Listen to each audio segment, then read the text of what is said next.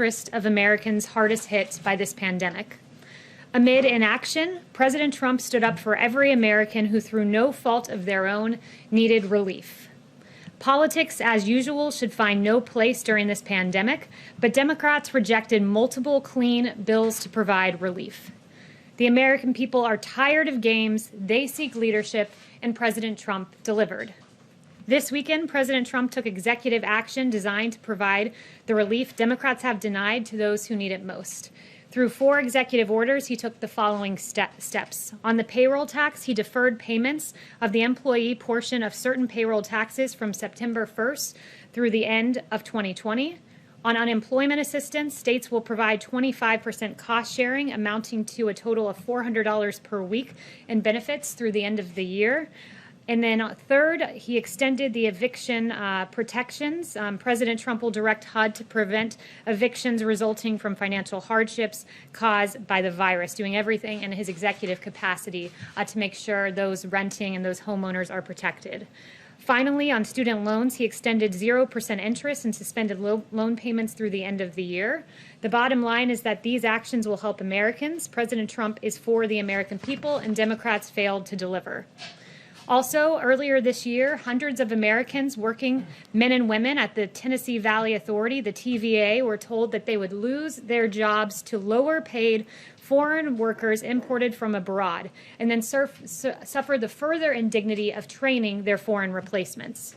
President Trump boldly and resolutely intervened in defense of these hardworking Americans, rallying to their case, rushing to their aid, and taking action to restore their jobs. He invited laid-off workers and their representatives to the White House, and then he fired the chairman of the board of the TVA and one other board member. President Trump offered an ultimatum. The firings would continue until the cruel and heartless decision to fire the hard-working Americans was reversed. TVA did reverse. Layoffs have been canceled and tech workers have been rehired.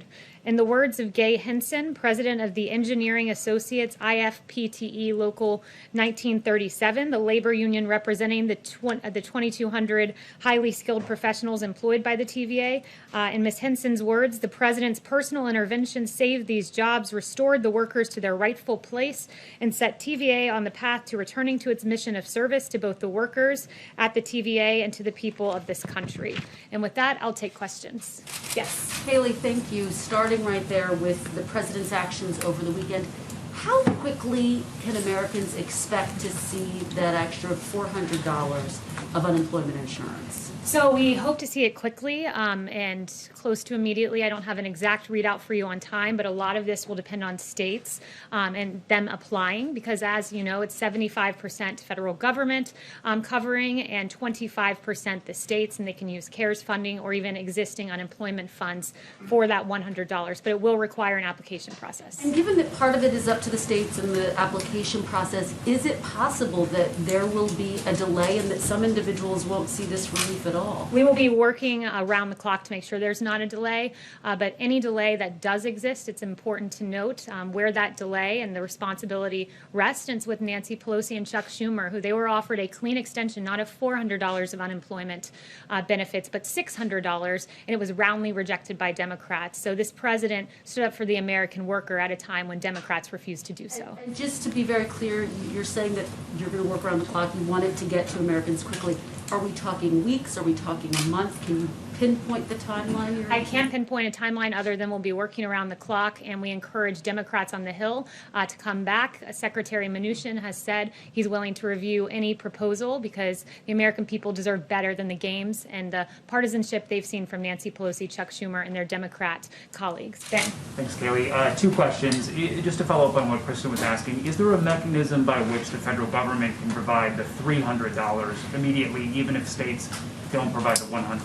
Well, it's important and in fact required by statute that 25% of that money be provided by states, and the 75% is what we can do from the federal government side. I would note states can look to CARES Act funding as a way to bring that $100 forward. They can also look to the general fund, but we will be pursuing every creative way possible to make sure that the preeminent priority prevails, and that is making sure that this money gets to America's workers. And then the orders that the president signed, that doesn't address funding for small businesses or for schools or stimulus checks. Does he still want legislation to address all of those things? And is he willing to negotiate with Democrats? He absolutely would love to see both of those things. School funding is very important, and he's been for second round of direct payments. So we encourage Democrats to really negotiate with us in good faith. So far, they have not done so. In fact, moving further away from us rather than towards us. Negotiations work by coming towards one another, and it's incumbent upon Democrats to do that. They say they've come down from $3 trillion to $2 trillion. Is the White House willing to go up from one to something else? They've still put in several non-starters. They've never put forward a serious proposal. And the notion before they claimed to have come down, they actually went up, and then they wanted $100 billion in school funding. We said, okay, we'll give you more than you asked for, $105 billion, to which was no longer acceptable. So they've been fundamentally unserious with each and every one of their offers in this negotiation. Yes. Thank you. A number of Democrats, but also Republican Senator Ben Sasse, have suggested these executive actions are unconstitutional. Can you walk us through what the White House is using as a legal rationale for the president to step in here, and would you be able to share the legal opinions? Yes, I absolutely can do that. First, I would note that what we are doing is entirely within the executive capacity of the president. On student loans, Section 2A, 2 subsection A of the Higher Education Relief Opportunities for Student Acts of 2003, which is 20 USC 1098BB, authorizes the Secretary to waive or modify provisions of student financial assistance programs to ensure that individuals who've been affected by the national emergency are not worse off financially. There's another statute for that one, Section 432 of the Higher Education Act of 1965, which gives broad authority to the Secretary. On unemployment, the Stafford Act, 42 USC 5174, says the president, after a state applies for it, can provide assistance to people who have been adversely affected by a major disaster. These are often known as other needs assistance, or ONA. On payroll tax authority, 26 USC 7508A plainly authorizes the Treasury Secretary to provide any taxpayer that has been affected by a federally declared disaster with an extension of up to a year. This was used before when the Secretary extended the individual filing deadline for 2019 taxes from April to July. And finally, for evictions, the authority would be suggesting that HHS and HUD consider whatever legal authorities they have to protect Americans.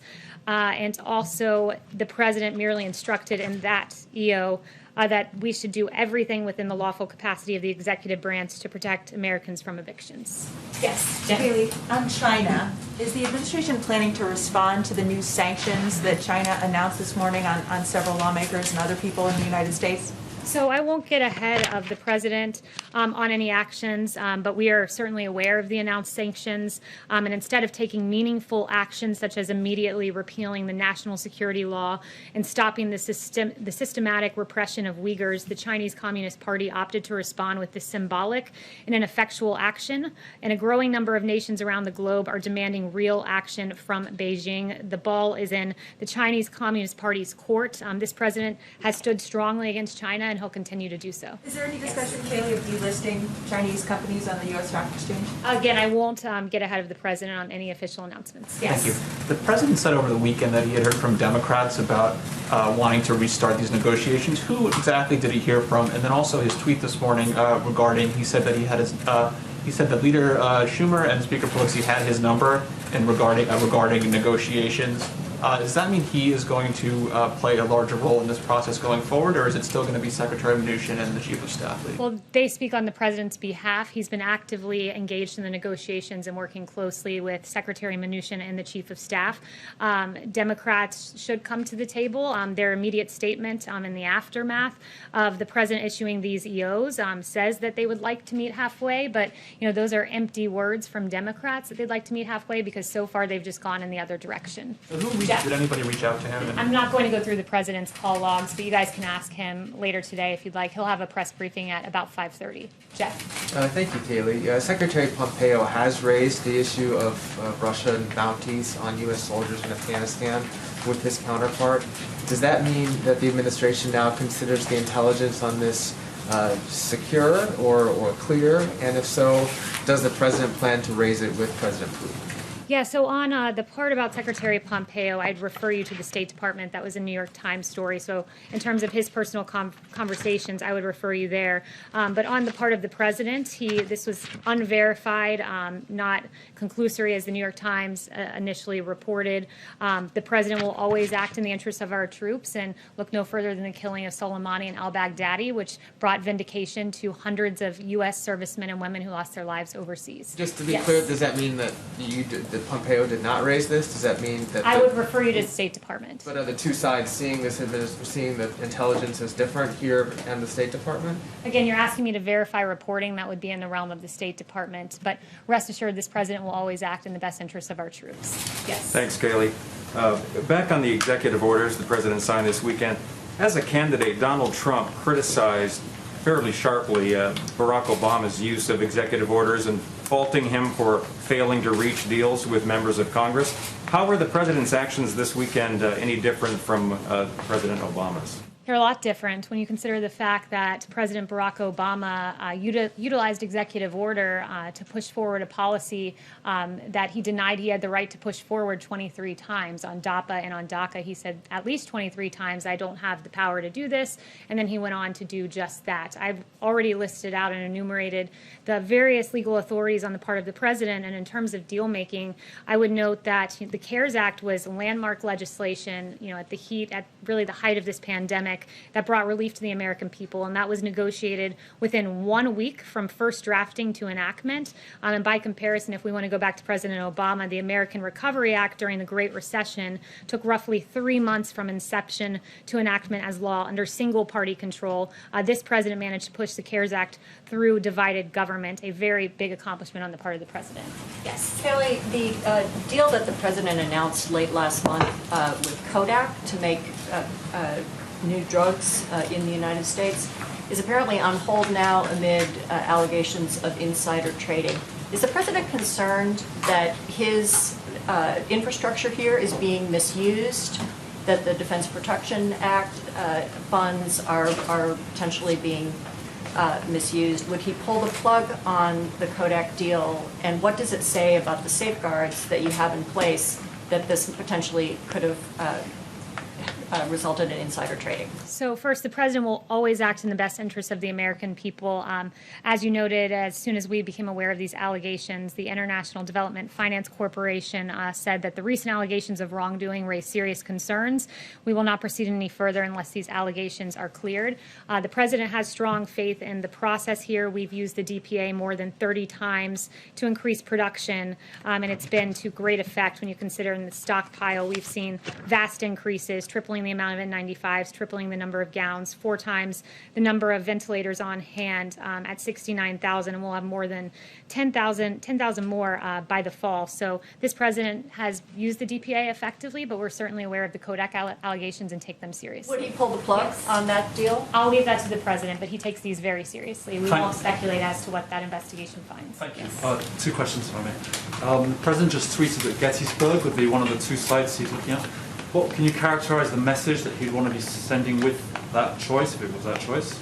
Yeah, I won't get ahead of the president as to what his convention speech will look like, but the president has done a lot to bring this country together.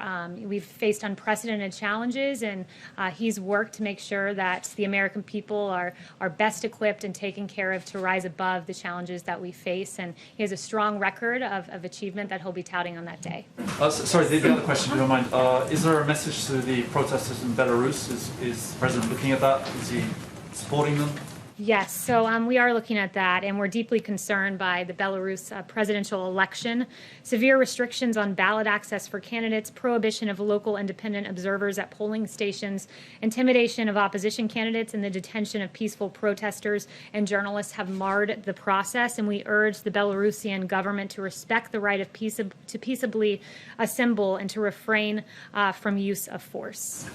Yes. Thanks, Kayleigh. Is the president willing to provide some aid for states and local governments, given that the administration is asking states to pay for a quarter of the National Guard assistance and now a quarter of the unemployment benefits? Yeah, the president's always been clear here that, he wants to support state and local governments, but only for COVID-related matters, and he doesn't want to bail out blue states that had structural problems long before this. So that's where his priorities lie. Yes. Hi, I have two questions, one from somebody who can't be here today. But first of all, the president also just tweeted student athletes have been working too hard for their season to be cancelled. So does he disagree with colleges cancelling sports, and how would he guarantee their safety if games did go ahead?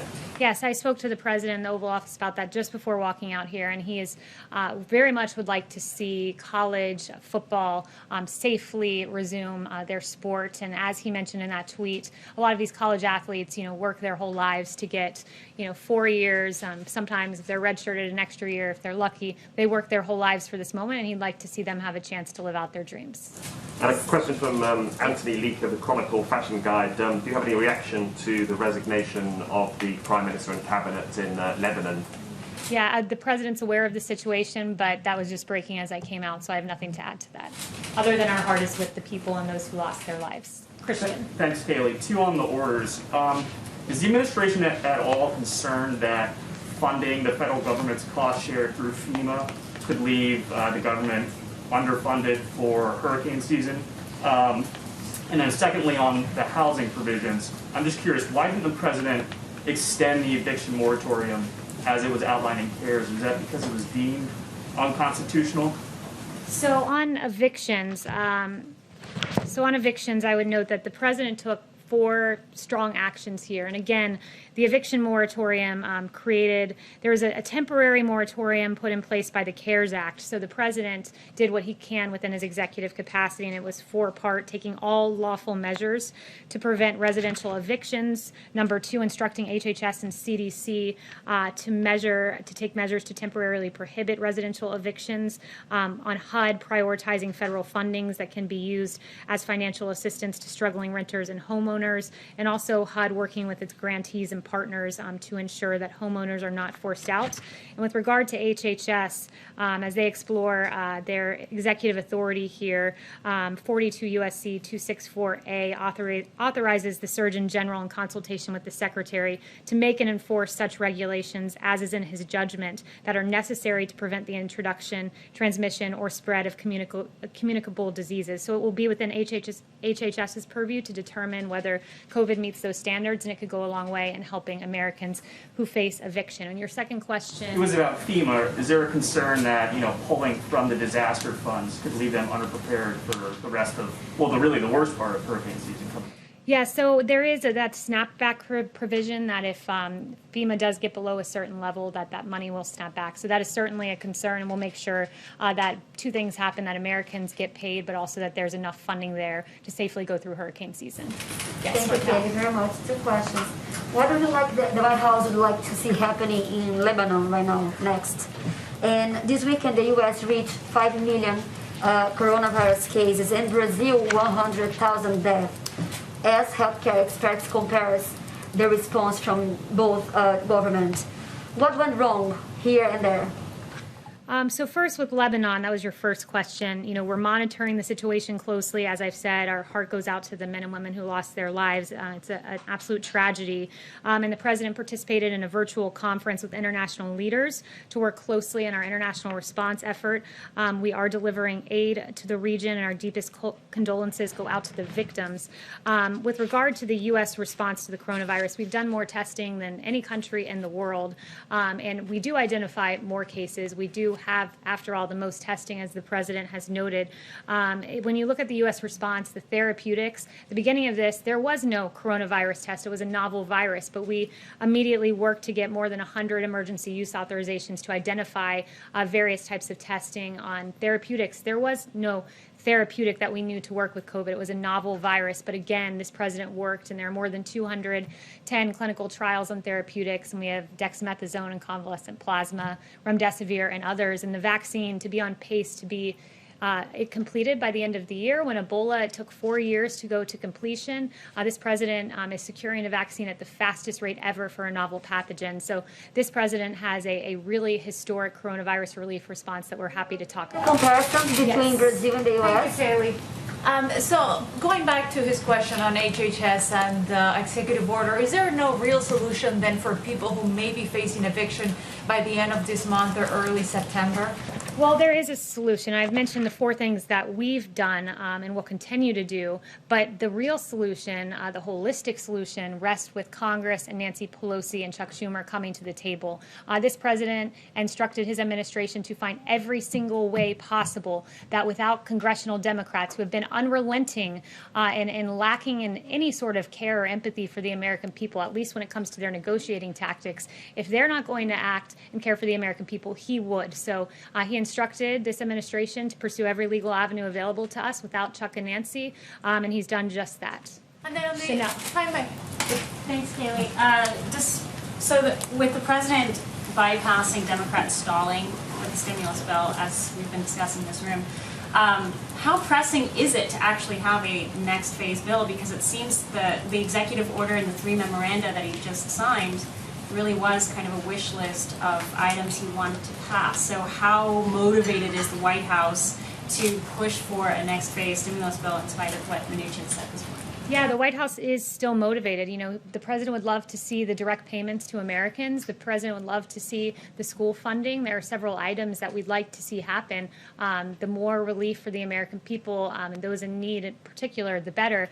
But this president, you know, has taken action to alleviate some of that burden. But make no mistake, there's still much more that we'd like to accomplish. But that includes having willing negotiating partners in Congress. And so far, we have none in the Democrat Party, it seems. And then finally, one thing I want to leave you guys with is that 18 days ago, Mayor Ted Wheeler tweeted, "What I saw last night in Portland was powerful in many ways. I listened, heard, and stood with protesters, and I saw what it means when the federal government unleashes paramilitary forces against its own people." He, in fact, called our federal agents paramilitary forces. And around this same time, our federal officers were facing rioters, barricading officers inside the courthouse, trapping officers inside, launching of commercial-grade fireworks. A federal agent's hand was impaled by planted nails. 3 officers were were at least temporarily, I should say, blinded when a laser was put in their eyes. This has been an ongoing tactic by the rioters.